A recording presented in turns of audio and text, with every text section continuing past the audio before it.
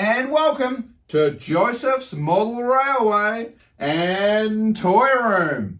Thank you so much, as always, for joining me. Just a little bit of housekeeping. You don't need to like, follow, or subscribe to any of the videos I put out there. I just put them out there where I can and have a holly jolly great time doing so. And also part of the housekeeping when I'm standing in this particular location, as seen in a few videos, is that we do have this little piece of air pillow behind me. It's only here for no other reason than it's a little reminder that I don't come and strike my head when I'm working here on the corner of this cabinet, which could be quite painful. I'll have a more permanent solution for that coming up later on. In the meantime, that's what's going on up there. So today's video is literally a reasonably quick one. We're going to go into part 2 of the Signal Gantries, which in the previous video, we did the feature ones featured over near our station. And on this approach, we have one located over here and one over here. Nice, clean and simple, available on popular trading websites at a very fair price, and the person who creates and does this will be talked about in a future video. But in the meantime, all I want to do is drop these signals in. And really simply, I just want to explain how it's basically working. On this side, it's a back-to-back signal, meaning that it's replicated one way and the other way. And on this one, the actual target faces of the searchlight signals are only facing in this direction. We won't go into any complexity of the running and the operation of how it all works. It's just a simple matter of getting them to look a little more realistic for what I need. Remember, these aren't as rusty as the other ones because these never featured original semaphore signals on the line. That they've decided to replace the frame and then put the electrics in, which is what I'm working on recreating in part 1 that you would have seen.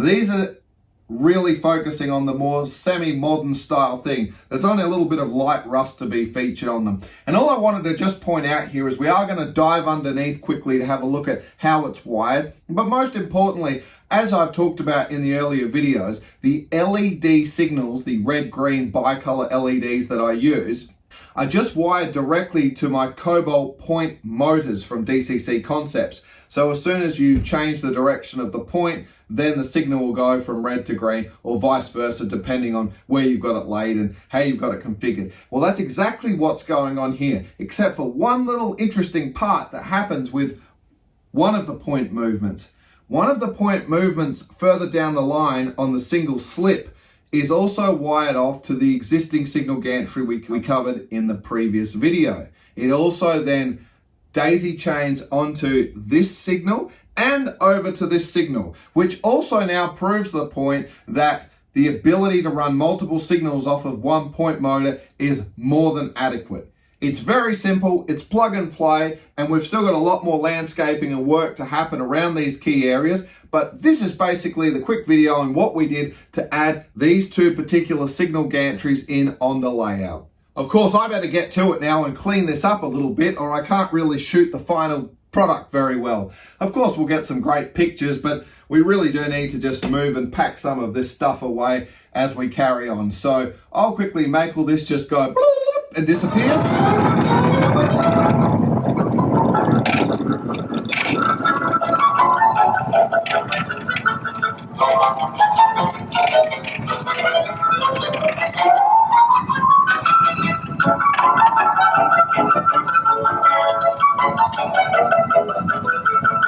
You'll join me now in the build process, and on the other side we'll see a bit of a finished product. So stay tuned.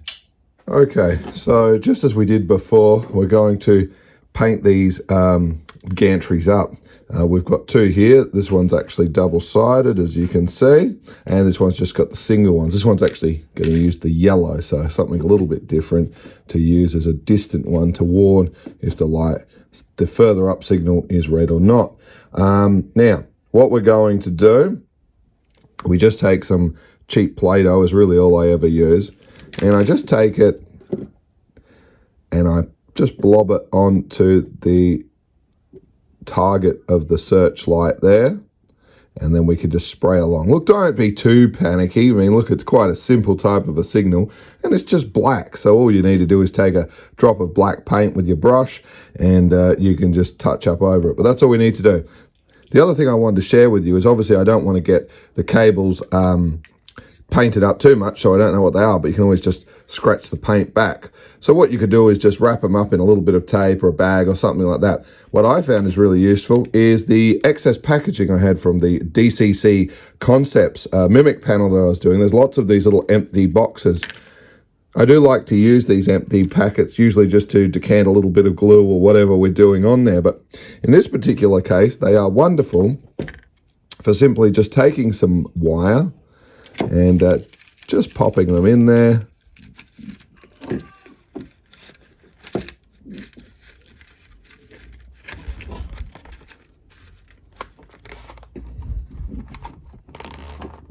And there we go. So as you can see, it's a nice elegant solution. Nothing's going to get oversprayed there. And we're all good to go. So these ones aren't going to be quite like the other ones. There won't be quite as much weathering involved. They want to look like the more modern style signals that are in place at the moment. So lick them with the Galv spray, a little bit of weathering, and that's it. These certainly haven't started breaking down and rusting and getting that sort of used look like the other ones toward the station end.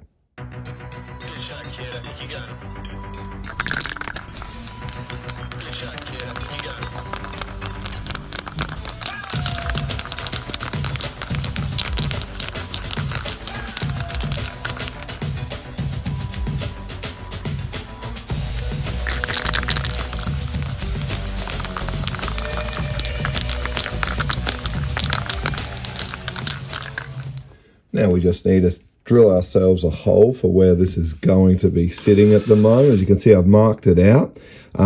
We're just using, I believe, the 4mm drill bit. I'll talk to you about the other one in a minute where we're putting that one. We're all clear underneath, and the good thing is the drawers are here and it's empty just under here, so we won't have to extend any cables. We just need to drop the signal down.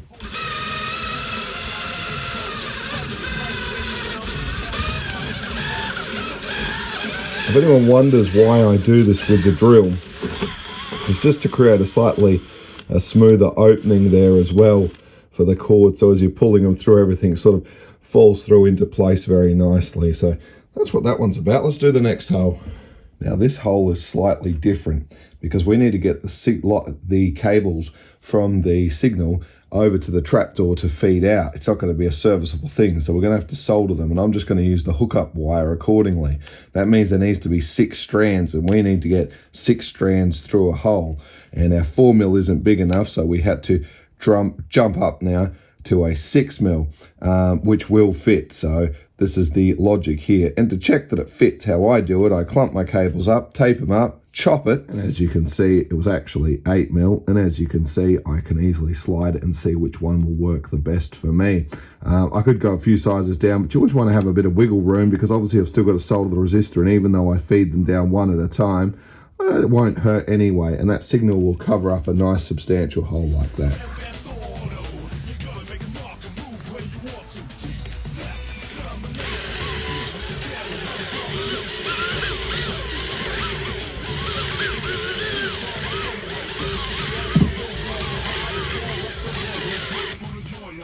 We don't want to apply too much pressure here because this is a section of board that's been lifted, and while it's been clamped, we don't need additional stress on this.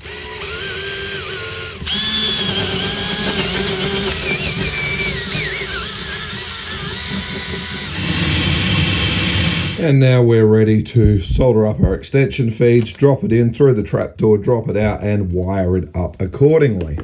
So as you can see, I think that works out quite well. Nothing like a spot of recycling there.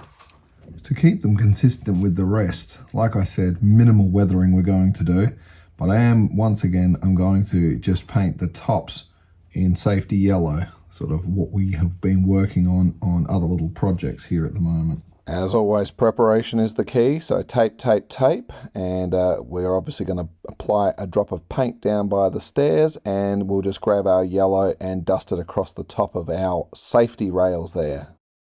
So as that's drying, let us just poke off our Play-Doh. Now it's time for a little bit of weathering. We're just going to dab ever so much some light spots of rust, and then we'll sponge on some olive drab across the top just to give it that kind of mossy green kind of scunge that can build up under the eaves and places where the sunlight isn't always getting to it easily.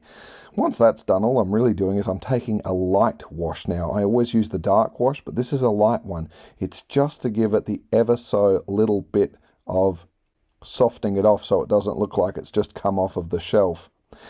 The final thing we do is, you can see, dabbing my brush into our Pico dust, and I'm just dusting it on the inside of the signal gantry, representing as the trains may be coming down that inclination using their brakes, we may just have a very light deposit of that just building up around there.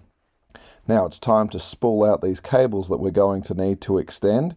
Of course, as always, the easy way is, because we need equal lengths of everything, pull out what you need, fold it back, make the cut accordingly. Sorry I don't have a tripod for this one, but I wanted to come in nice and close for this solder joint. And that's what we do. We might try doing it again, but for the minute, once we've done it, we're then going to slide our heat shrink onto it. Now, if you're just wondering what the story is with why the heat shrink stays on the other side of the alligator clips, it's because the alligator clip will act as a heat sink, and otherwise, sometimes when you do the solder, the heat from the cable can travel up through the copper, and as a result, it will melt onto the insulation in the wrong spot, and we don't want any of that. So we just take out our soldering iron now, and we're just literally running it backwards and forwards, apply a bit of heat and melt that over our joint, and there you go, a nice solid connection.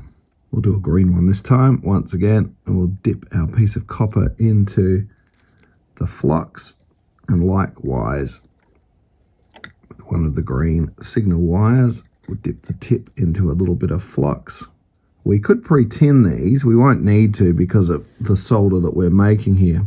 Once again, heat shrink on the wrong side of the alligator clip.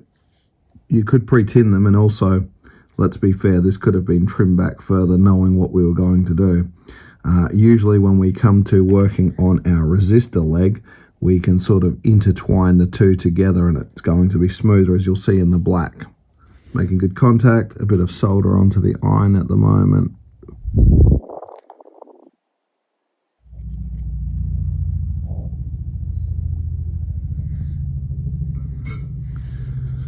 And again, check it's nice and solid, and we're going to heat shrink straight over.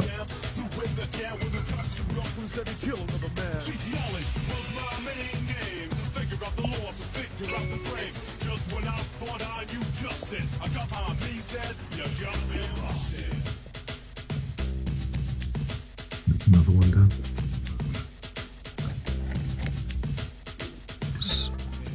So where I can, like this one, I do like to take it and try and bind it onto each other. It does make it easier for us to get a connection. We don't need to use our clamps on this one per se. Again, with the flux though, what I'll do is I'll dip a piece of old cable into it, bring it over, make sure we've got some solder, and just before we put it on, a nice big deep breath in and gently exhale out to keep the smoke away from you.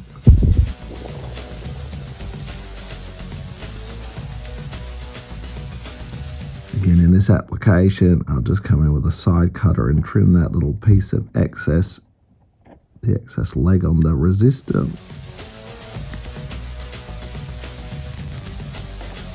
Open up the alligator clip, bring a piece of solder in at the moment, which is probably going to be a fraction too short, knowing my luck. Not too bad. Grab the iron straight on the top here.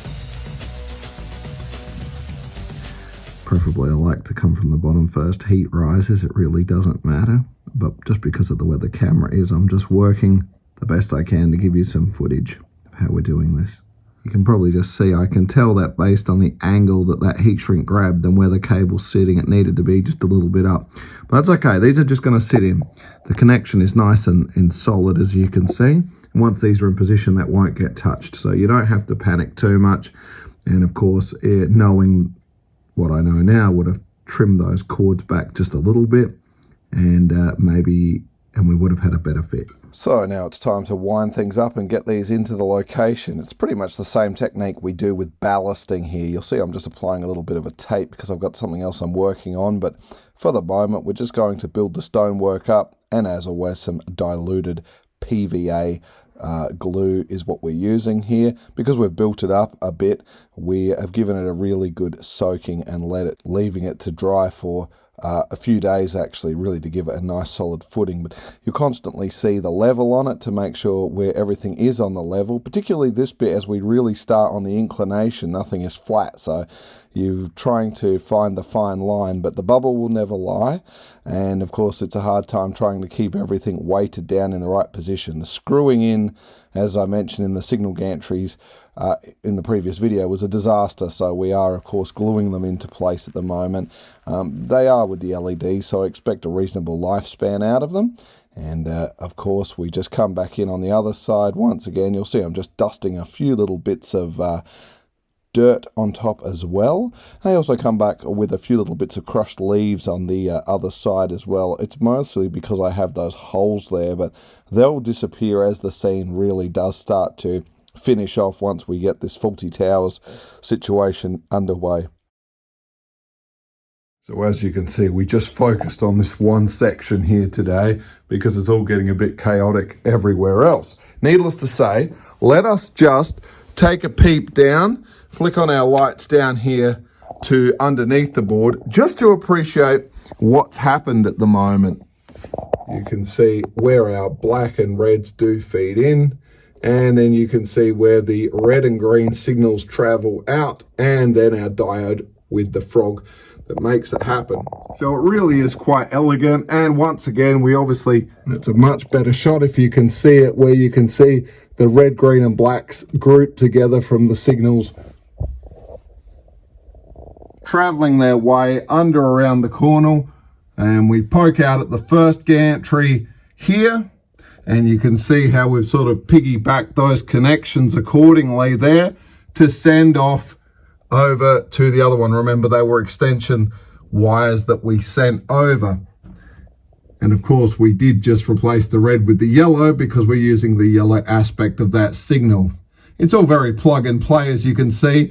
And what I love about these push terminals, as you can see, I certainly use my fair share of them as we go around, is maintenance is so much easier. If this light, for example, had failed on us, we just need to push down, take the wires, lift the light out, thread a new one in, and we're in. No soldering, no problems whatsoever. I think they're fantastic, and as I've shown you before, those cables can hang on to cable that is hair thin, so you don't have to get too worried about trimming the cords back accordingly.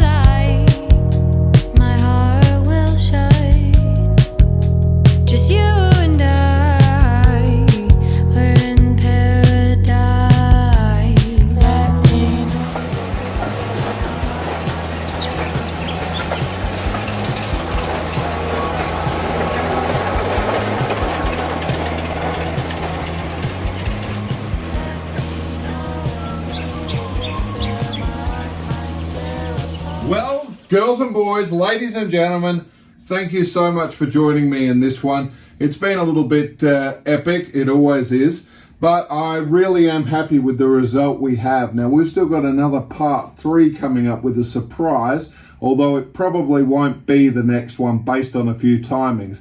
But in the meantime, thank you as always for joining me. Please do stay safe. I hope you've taken a little something away from this. If nothing else, it's the ability you can daisy chain multiple signals off of those DCC Concepts Cobalt Alpha IP digital point motors. So you can have several signals running where I have 1, 2, and 3 banked up.